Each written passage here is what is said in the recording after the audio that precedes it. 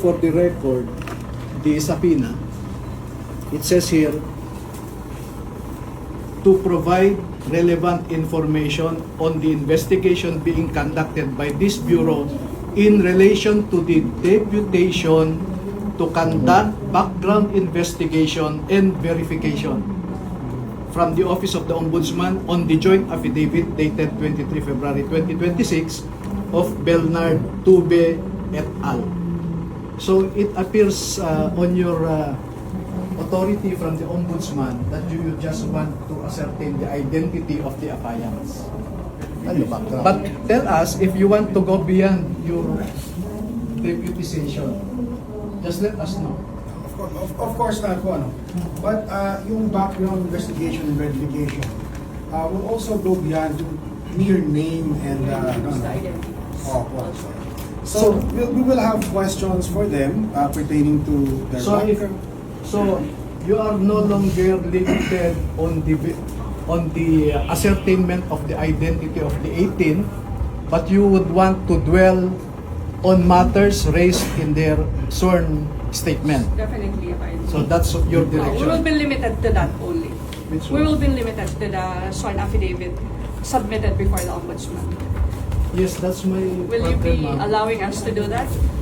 Na- Objection po doon? Oh, no. Ang worry namin is your authority as deputy of the ombudsman.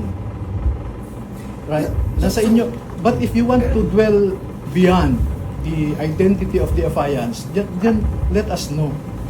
Yeah, we are letting you know that. Diba? Because if you want to interrogate them with respect to their affidavit, I am on the single lawyer for the 18, and you will now dwell on their constitutional right to be assisted by counsel of their choice. But just to be clear, no, they are not suspected of committing any offense, no? So hindi po ito custodial investigation. Let me repeat that this is not a custodial investigation, but it's the same. If you want to be present when your clients are interviewed, you are more than welcome to do so. Yes, because that is the source of our confusion, sir, no? Because no less than the head of your office is ubiquitous in media, already saying that 4 of the people are not in fact Marines, 8 of them were not in fact employed by Saldico, and he even said a lot more. Let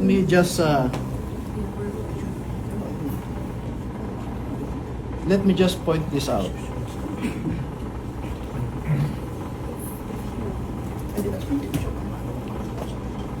Okay, these are the pervasive assertions of the NBI director.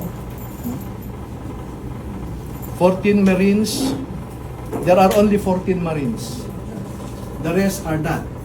That's his allegation already. And he is citing intelligence information given to him. He also said there was a general belonging to class 75 of PMA who recruited this 18, and they were only employed for 2 years.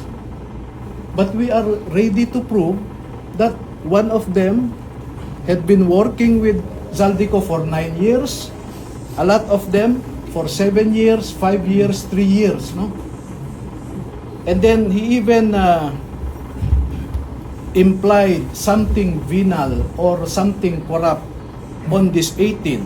He said, these 18 have executed their affidavit because of economic reasons.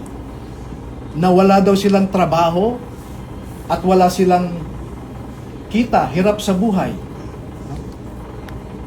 Next, may sinabi pa siya na we verified the flight detail of airtaxi.ph, and according to the certification given to us, there was no flight to Ilocos Norte between 2023 to 2025.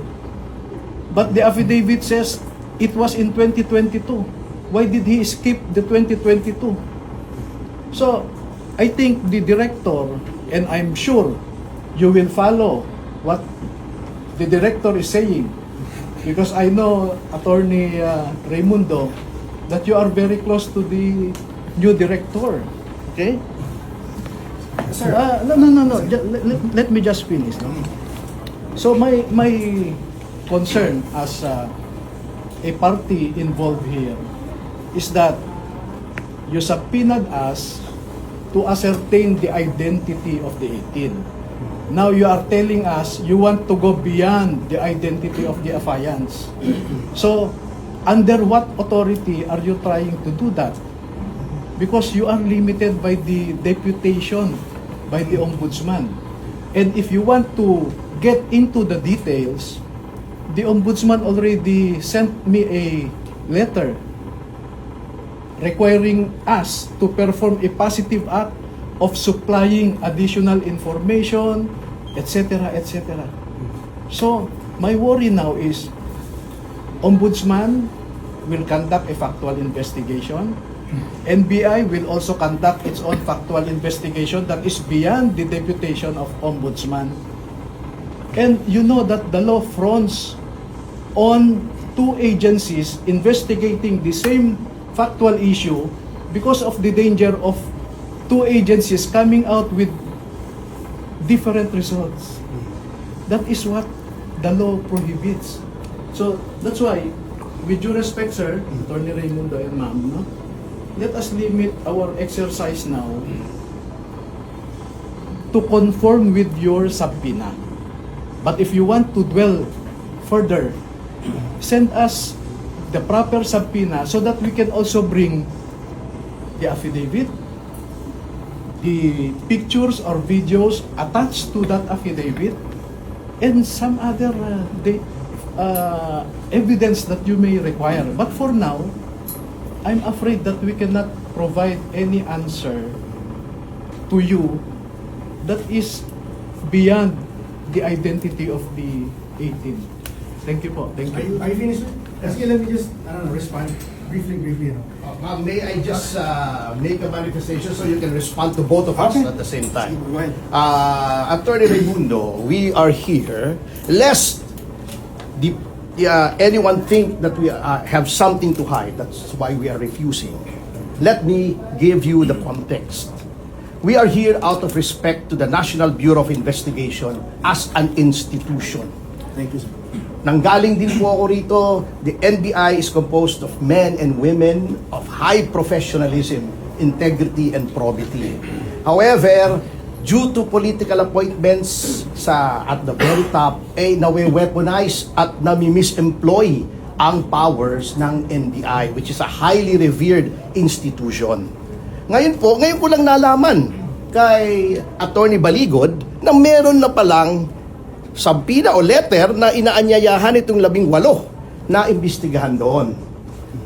This reinforces my belief na itong subpoena na ito at yung subpoena roon, dala-dalawa. Kayo, deputize sila, yung main source of the power. I intended to harass and intimidate not only the 18 but my client and the other persons involved here as well. The fact that you are even telling us that they are going to be interrogated one by one in a room is already abuse, because the limits of your power are only within the four corners of your deputization, as Attorney Levy correctly stated, ascertain the background. Now, if you want to ask my client here about his background, and I believe his background is fairly well known, you ask him now. We will not consent to any one-on-one. That those are tactics that everyone knows are intended to intimidate and scare witnesses. We will not consent to that, custodial interrogation or not, because if you want to question him one-on-one, that's already custodial interrogation in anything but name. Huwag na tayong maglukuhan, panyero. Tinatakot nyo lang kami. May question kayo, you are here. We are na. He's here now. You ask him. Tapos. Okay. Okay. Alright, thank you. Sige. Let's respond to that. First off, let me just say na first of all, thank you for recognizing the integrity of the men and women in the NBI. So, you have our oath as lawyers and law enforcers that we are impartial. This is a fact-finding investigation. We will go where the evidence leads. Alright? Narinig na namin yan eh. Also, I just objected to the use of the word interrogation. As I said earlier, hindi po ito interrogation. The individuals subpoenaed today are not suspected of committing any offense. They are subpoenaed as witnesses. And so what we will do is an interview. Okay? Now, we are interviewing them individually for efficiency, to save time. But of course, if Attorney Baligon so chooses, he can accompany the interviewees one by one. We just have to schedule it today. But let me just reiterate that, that we are impartial here. We are just following where the evidence will lead. Okay? So, about the deputization from the Ombudsman, siguro we would just disagree with your assertion na it's limited to simply the identity of the subpoenaed individuals. Hindi po, so the background investigation and verification includes the contents of the judicial affidavit, and other matters. So the NBI has plenary powers to investigate. We've been deputized by the Ombudsman to investigate, and we will do just that.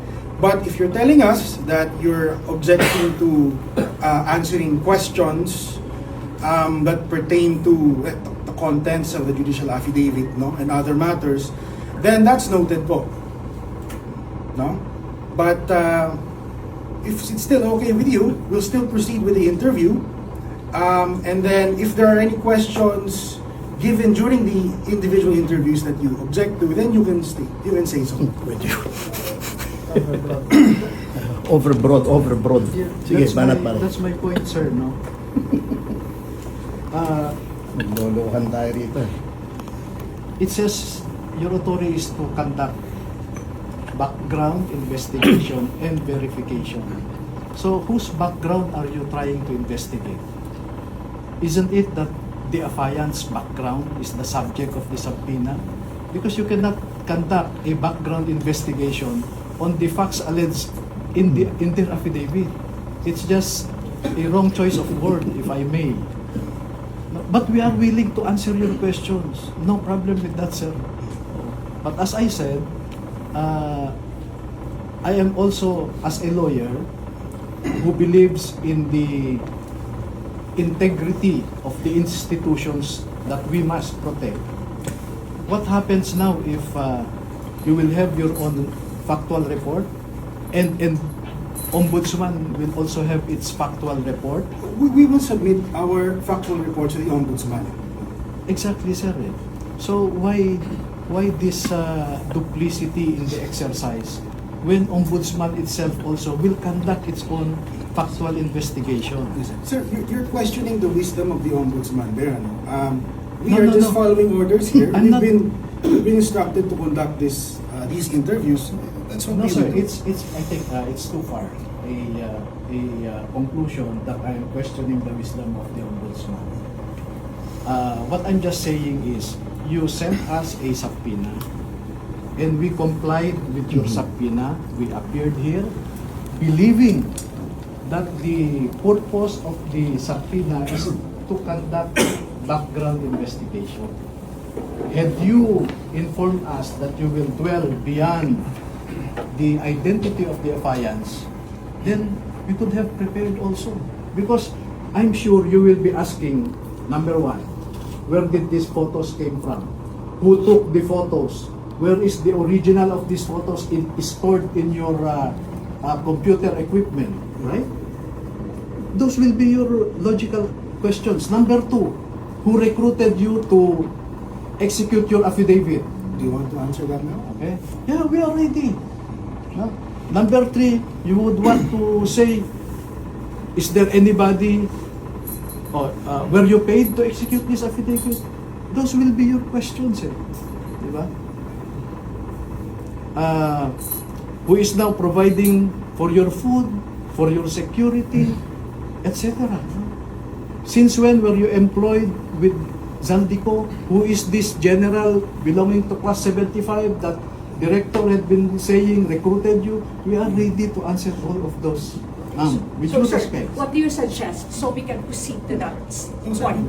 good questions. Maybe you can answer now. Yes, I can. Oh. If you want. But So as what I do you said, suggest, ma'am, as What I do you said, suggest, sir? as I said, So at least we can come to an agreement. yes, they send us another subpoena so that, you know, you will be asking, where is the original of this picture? They don't have it with them. Because they were not told to bring it with them. We can always issue another subpoena. No? Just because we issue the subpoenas for today does not Yes. mean we're precluded from issuing Right. one or two in the future. Exactly. Yes. So we can agree, for now, we can establish their identity. The director is saying 4 of them are not Marines. Are you ready with their identity documents, sir? Yes, even their serial number. All right.